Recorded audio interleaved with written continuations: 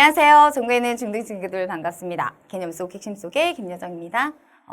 우리 지난 시간까지 지난 시간에 처음 오메 법칙이라는 거 우리가 배우기 위해서 우리 본격적으로 기호, 단위, 그다음 전류, 전압, 저항까지 선생님과 정리해 봤는데 오늘은 우리 오메 법칙이 뭔지 이제 본격적으로 알아볼 거고요. 이 오메 법칙을 이용해서 우리 저항들을 연결하는 방법.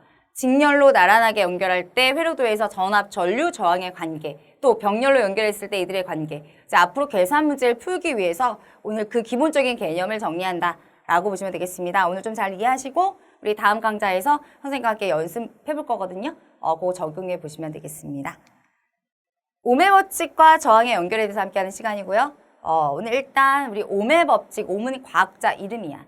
동시에 우리 저항의 단위이기도 했죠. 우리 보통 과학에서는 이 과학자 이름을 따서 단위를 붙여주는 경우가 되게 많아. 우리 힘의 단위에서는 뉴턴이라는 단위를 썼죠. 여기서는 또 옴이라는 단위를 쓰고 있습니다. 그럼 전압, 전류, 저항. 그러니까 전압과 전류와 둘의 관계, 또 전류와 저항과의 관계. 이 관계를 우리가 좀 잘 이해해야 되는데 우리 지난 시간 뭐라고 그랬어? 전압은 전류를 흐르게 하는 능력이야. 그러니까 전압이 우선이 된 거죠. 전류가 있어서 전압이 생긴 게 아니라 전압이 있기 때문에 전류가 흐르는 거예요. 이 관계죠. 무슨 관계예요? 비례합니다. 전압이 세면 우리 전류가 세게 흐르죠. 전압이 약하면 전류도 약하게 흐른다. 그 관계이기 때문에 이거를 우리 그래프로 나타낸 거야.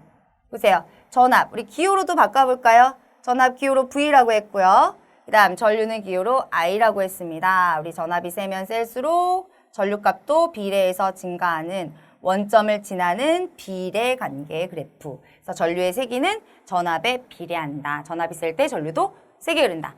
다음, 그럼 저항과 전류의 관계? 우리 저항은 뭐였어요? 전류의 흐름을 방해하는 애였죠. 저항이 클 때는 전류가 약하게 흘렀고 저항이 작을 때는 전류가 세게 흘렀기 때문에 반비례한다고. 그러면 지금 X축의 저항 기호로 R이죠. 전류 I가 나와 있어. 즉 저항이 작을수록 전류는 강하게 흐르고 저항이 커질수록 전류는 약하게 흐르는 그래프는 반비례 그래프죠. 그래서 전류는 저항 분의 1에 비례한다는 말이 뭐죠? 저항에 결국 반비례한다는 뜻이지. 그래서 전류의 세기는 저항에 반비례해서 저항이 작을 때 세게 흐른다. 이것을 정리한 게 바로 오메 법칙이야. 그럼 오메 법칙에서는 일단 기준을 삼는 게 전류의 세기를 기준으로 합니다. 전류의 세기는 전압에는 비례하지. 즉 전압이 셀 때 전류도 세게 흘렀어. 그 다음 저항에는 반비례한다. 이걸 나타낸 게 오메 법칙이에요. 그럼 이걸 공식화시키면 어떻게 되냐? 여기 보자. 선생님이 이거 거속시 우리 운동 파트에서 마우스 거꾸로 뒤집어가지고 표현한 거 기억나죠? 그때 선생님이 거속시 이렇게 표현했던 거. 요 틀에다가 그대로 넣을 거야. 어떻게? V, I, R 이렇게. 그럼 선생님 지난 시간 그랬잖아. 마지막에 수업 마무리할 때 기호랑 단위 좀 암기하고 오세요 그랬어요. 그죠? 우리 헷갈릴까 봐. 보자. 지금 V라는 애는 뭘 나타내는 거 이거예요. V는 뭐의 기호예요? 여기 옆에다 선생님 살짝 적어드릴게요. 전압이었어요. 전압은 다 구하고 역시 볼트라는 단위를 써주고 I라는 게 뭐였어? 우리 전류였죠? 우리 전류는 다 구하고 암페어라는 단위를 붙여주고 그 다음 R은 뭐였습니까? 저항이죠? 얘는 다 구하고 옴이라는 단위를 붙여주시면 되는데 그럼 요건 이제 어떻게 표현하냐? V는 I, R로서 표현하면 돼요. 즉 전압은 전류 곱하기 저항입니다. 그럼 요거는 공식화시킨 거야, 오메 법칙을. 그럼 오메 법칙을 설명해 봐라 했을 때 어떻게 하냐? 가운데 I를 기준으로 설명해 주면 돼요. I가 전류죠. 전류의 세기는 이 옆에 있는 전압과는 무슨 관계야? 중간에 는이라는 등호를 끼고 있어요. 그죠? 그러면 요거는 전압이 세지면 전류도 세게 흐르게 되겠지. R이 일정하다는 가정하에. 즉 는이 중간에 껴있고 둘의 관계를 물어보면 비례해요. 그래서 얘는 비례하고 전류의 세기는 전압에는 비례하고요. 다음 I를 기준으로 한다고 그랬죠. I는 R과는 무슨 관계냐? 여기는 는이 없지. 그럼 이 경우는 전압이 일정할 때 전류와 저항은 얘가 커지면 얘가 작아져야지 일정 값이 나오죠. 즉 둘의 관계를 물어보는데 는이 없어요. 등호가 반비례입니다. 그래서 전류의 세기는 저항과는 반비례한다. 이렇게 말로써 풀어주면 돼요. 그러니까 오메 법칙에 대한 설명이고 공식화시키면 V는 IR입니다. 그럼 만약에 전압을 물어보면 V는 IR을 쓰면 되겠지만 여기 보세요. 만약에 문제에서 전류 I를 물어봐요. 그럼 어떻게 하면 돼? 이항만 시키면 되죠? I는 여기 식에서는 I만 싹 가리면 남는 게 뭐죠? R분의 V죠. R분의 V, 저항분의 전압 쓰면 되고 만약 문제에서 R, 저항을 구하라고 하고요. 둘을 알려줘. 그럼 이거 싹 가리면 남는 게 뭐야? I분의 V지? 이거 거속시랑 똑같아요. 그래서 요거 하나만 우리가 기억하고 있고 나머지는 요 내용 안에서 사실 이항만 시키면 되기 때문에 어렵지 않아. 그래서 전류를 구하려고 한다. 전류를 물어본다. 그럼 전류는 R분의 V로 그 다음 전압을 물어본다. V는 IR 그 다음 문제에서 저항을 물어봐요. I분의 V 이 공식에 그대로 대입하고 구한 값에 단위만 붙여주면 돼. 예를 들어 전류의 단위는 어떤 단위를 써주면 돼? 암페어 써주면 되겠고 그 다음 전압의 단위는 볼트를 그 다음 저항의 단위는 옴을 붙여줘서 계산을 해주시면 되겠습니다. 이게 바로 옴의 법칙이고요. 그럼 선생님이 저항의 연결에 대해서 한다고 그랬죠? 저항이 하나만 있는 경우가 아니야. 여러 개가 연결이 돼 있을 때 그 회로도에서 전압값, 전류값, 그다음 전체 저항값 이렇게 구하는 내용들이 많이 나와요. 그럼 볼게요. 이 저항을 연결하는 방법은 직렬로 나란하게 연결하는 방법이 있어요. 우리 전지처럼.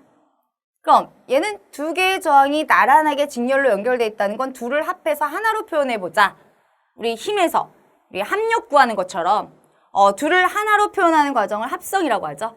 우리 합력을 구하는 과정이 합성이었어요. 그럼 여기서도 두 개의 저항을 하나로 표현하는 것을 우리가 합성 저항이라고 해요.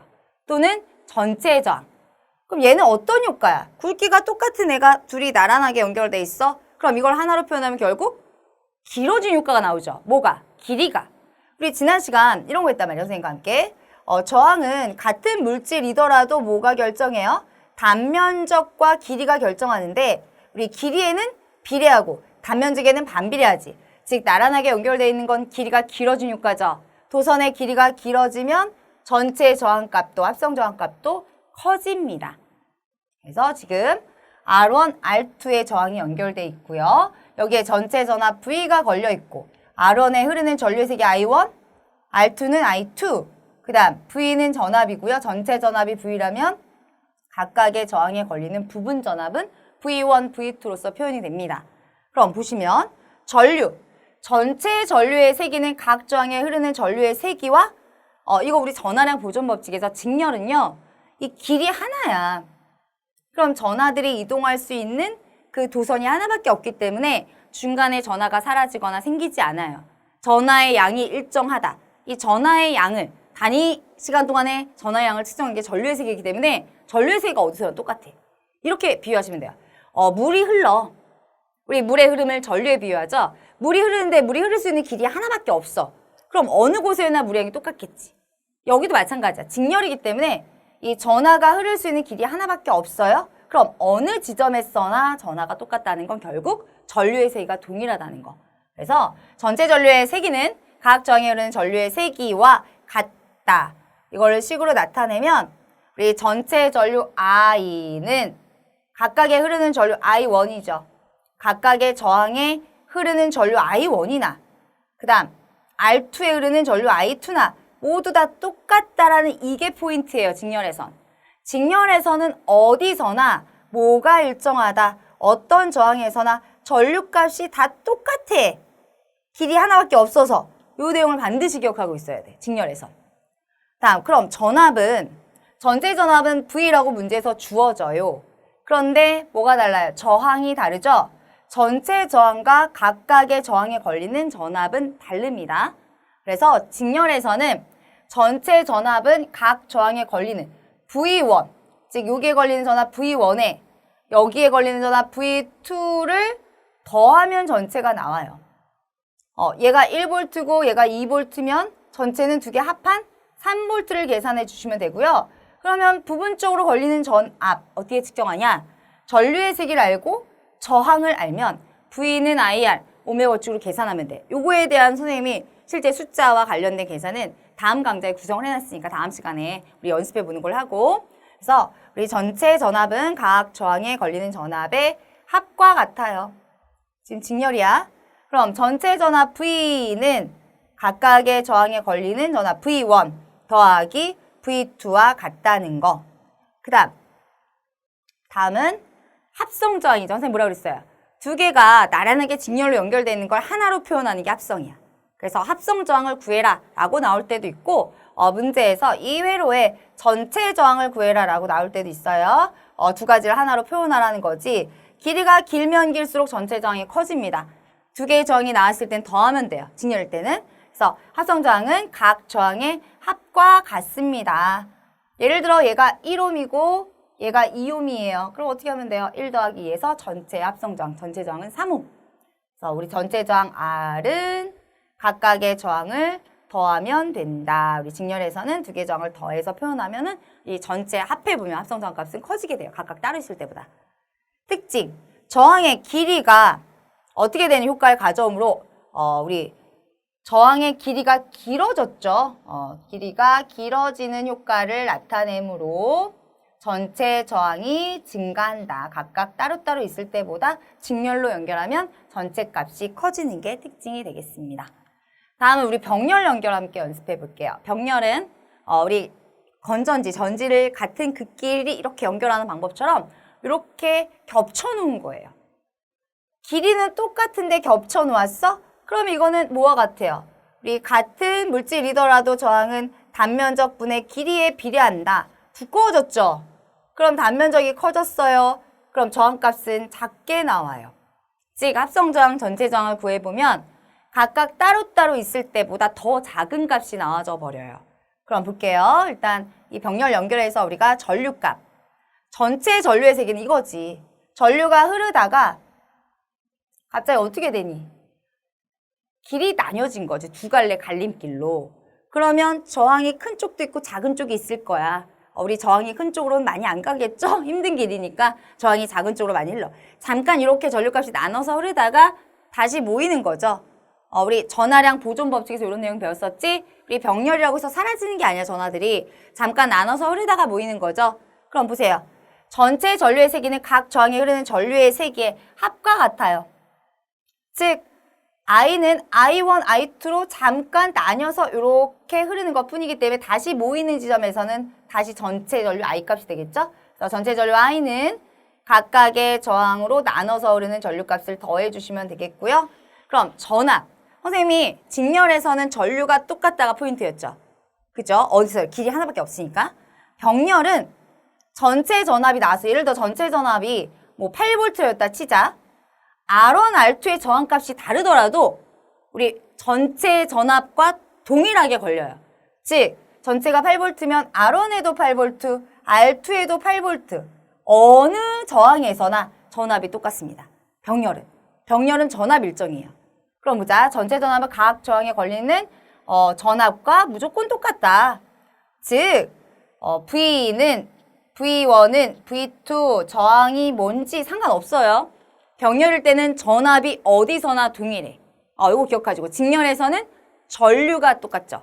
병렬은 전압이 일정합니다. 우리 가정에서 쓰는 전기기구들, 우리 텔레비전, 냉장고, 에어컨, 컴퓨터 다 220V에 연결돼 있어요. 우리 가정에서의 전기기구들의 저항은 다 병렬 연결이야. 그래서 다 똑같은 전압이 걸려있죠. 병렬이기 때문에. 다음, 합성저항. 그러면 이번에는 이걸 이제 두 개가 이렇게 겹쳐져서 두께가 두꺼워진 효과라고 했잖아. 이걸 합해서 하나로 나타내는 게 합성저항이죠. 다른 말로 전체 저항이야. 합성저항의 역수는 바로 구할 수는 없고요. 일단 우리 전체 저항, 합성저항의 역수를 먼저 구하는 방법을 택해야 돼. 각각의 저항의 역수. 각각의 저항을 역수로 취한 다음에 합하는 방법이거든? 살짝 복잡해 보이죠? 그럼 예를 들어 잠깐 볼게요. 복잡하지 않아요. 우리 겁먹을 필요 없고 이렇게 이제 푸시면 돼요. 만약에 위에 게 저항이 6옴이고 아래 게 12옴이야. 그리고 이걸 두 개를 합해서 하나의 합성 저항, 전체 저항으로 나타내 보면 일단 처음부터 전체를 구할 수 없고 R분의 1을 먼저 구해. 각각의 저항을 역수로 취하면 돼. 6분의 1 더하기 12분의 1. 그 다음 계산하면 돼요. 통분 12로 되죠? 12분의 2 더하기 1. 그럼 12분의 3이네. 계산하면 4분의 1이야. 그럼 R분의 1이 4분의 1이라면 우리가 구하고자 하는 건 그냥 R이죠. R은 어떻게 하면 돼요? 4분의 1을 역수로 취하면 4옴이죠. 이렇게 계산해야 돼. 그래서 합성저항의 역수는 각 저항의 역수의 뭐와 같아? 합과 똑같다. 이렇게 해서 계산이 나와주면 보세요. 6옴, 12옴 각각보다 더 작은 애가 나왔지. 즉 6옴이 가장 작은 저항이었는데 얘보다도 더 작아. 두꺼워졌잖아.